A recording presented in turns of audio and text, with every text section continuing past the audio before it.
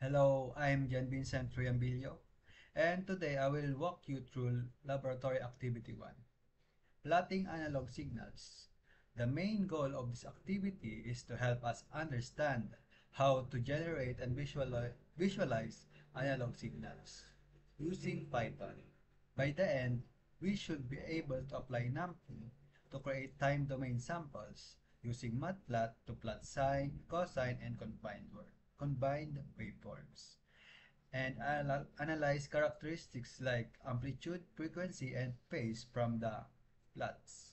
For this activity, we need a computer with Python installed, and the required libraries are NumPy and Matplotlib, which can be installed using PIP if they are not already available. We start by importing the necessary libraries, NumPy as NP and Matplotlib by .pyplot as PLT.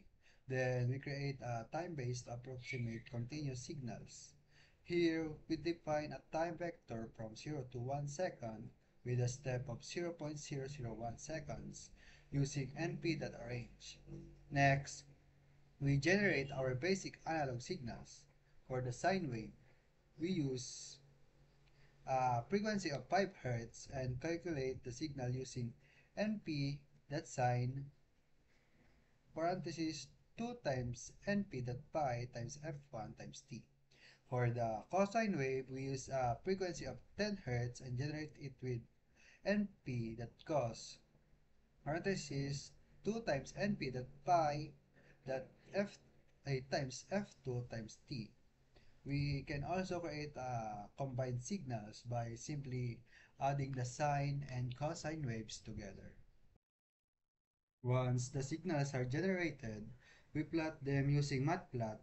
We create a figure and use subplots to show each signal separately. The first subplot displays the 5 Hz sine wave with proper titles and axis labels, followed by the 10 Hz cosine wave in the second subplot. The third subplot shows the combined signal of sine plus cosine. Using subplots allows us to compare the signals visually, observe their amplitudes, frequencies, and the effects of phase differences. For example, the sine and cosine waves are naturally 90 degrees out of phase, and when we combine, they create a more complex waveform that is different from the individual signals. Some important observations include how changing the frequency of the sine wave doubles the number of cycles in the same time, how phase difference affect the shape of the combined signal, and how the sampling interval influences the smoothness of the waveform. A smaller interval gives a smoother, more accurate signal, while a larger interval may lead to rough plots or aliasing.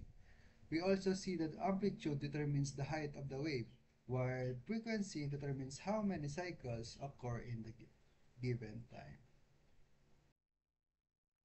In conclusion, using Python with NumPy and Matplotlib is an effective way to generate and visualize analog signals. NumPy makes it easy to create and manipulate time domain signals with simple code, and Matplotlib provides flexible plotting options that help us analyze signals characteristics.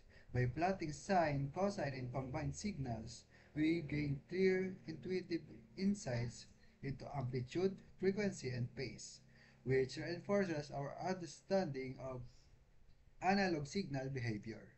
This activity not only demonstrates practical signal generation but also strengthens our ability to interpret and analyze waveforms visually.